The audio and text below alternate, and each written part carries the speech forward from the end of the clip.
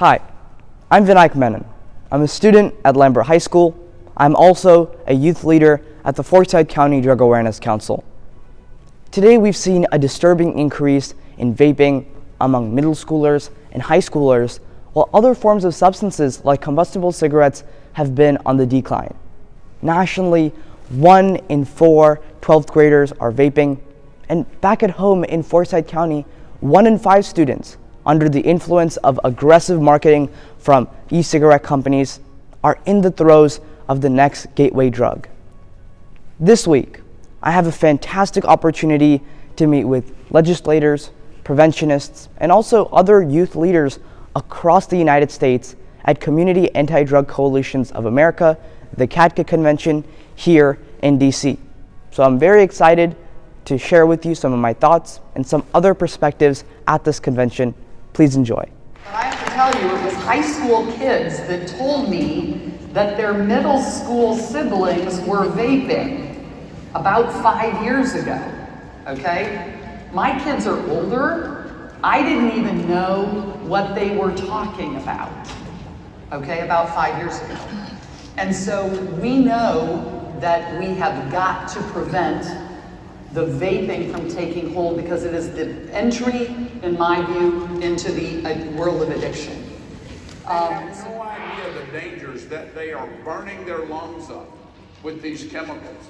And so we've got to have real education, and it can't be some Hollywood-made movie that they watch in school. It's got to be stories of people that have been through it and now are suffering the consequences and want to make sure that others don't have that same problem. It's got to be real. Hi, I'm Vinayak Menon of Forsyth County, Georgia. I'm representing the Forsyth County Drug Awareness Council here at CADCA. Sitting with me here is Miss Amanda and Miss Jerry. They just had a wonderful presentation on lessons from the community, and it's related to e-cigarettes and the many strategies that we can use to address the problem.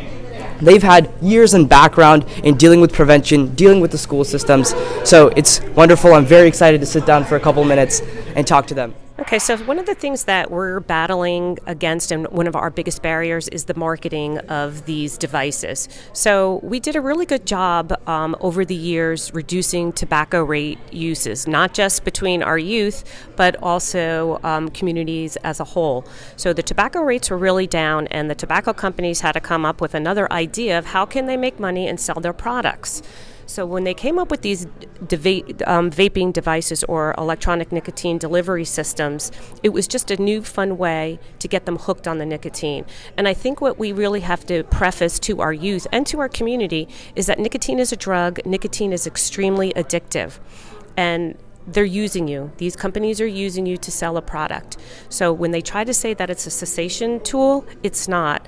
And it's not very effective. Most people that have tried to use electronic nicotine delivery systems as a cessation tool are also smoking at the same time.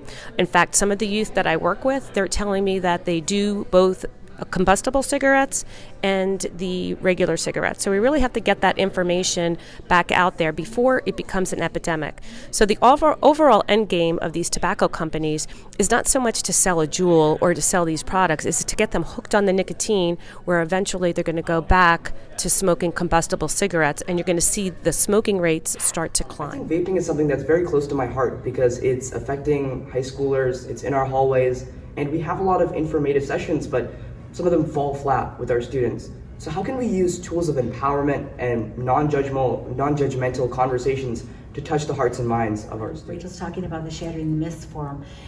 They don't want us to sugarcoat anything. They don't want us to make anything silly or fluffy. They want us to tell the truth, and they also want to hear the messaging from kids their own age. Yeah. So that's why we find that to be very effective. But like Rachel was saying, addiction doesn't have any boundaries. It doesn't have an age group. It doesn't have a gender. It doesn't have any kind of boundaries whatsoever. So it makes it kind of a bigger beast all by itself. Talk about some of the successes that you've had in Broward County, starting with containing alpha PVP, which is a synthetic drug, and also collaborating with the school system through prevention programming.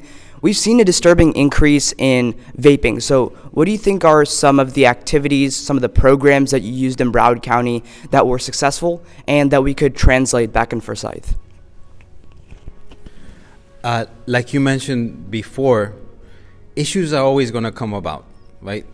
Years back was half of PvP, now we have vaping. The issues are going to be there because that's the nature of the context and the world that we live in. What has brought us some level of success is actually having the people at the table that can work together and can come up with solutions, right? If we do it, the whole concept of working with a coalition and working with different stakeholders, it is the only reason because together we can do more. I know it sounds kind of cheesy, but together we can do more. That's the whole basis of it. So once a community learns, like with the Alpha PvP, law enforcement came together, prevention came together, because it's not one component. It's not only one thing that needs to happen. It is multiple things happening in a coordinated way.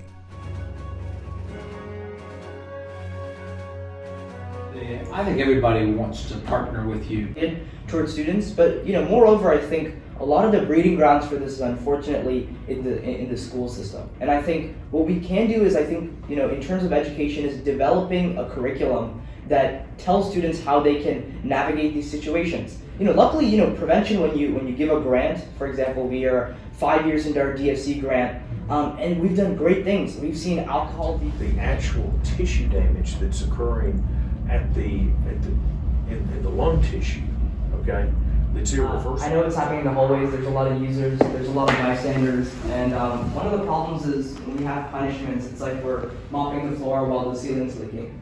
A lot of times we're not hitting at the root of it, and that's that a lot of students are getting educated through the vaping companies instead of through the students. So what we kind of alluded to earlier is that students think things are harmless because they're not getting that information from the right source. They think it's water vapor when in truth it's a lot of toxic chemicals. So I think one of the major facets of prevention is educating our students, getting them to know the right information and getting it to them in the most effective ways, which is having an evidence-based curriculum in school, and also even having youth talking to youth as well. I think those are some of the first steps that we can take.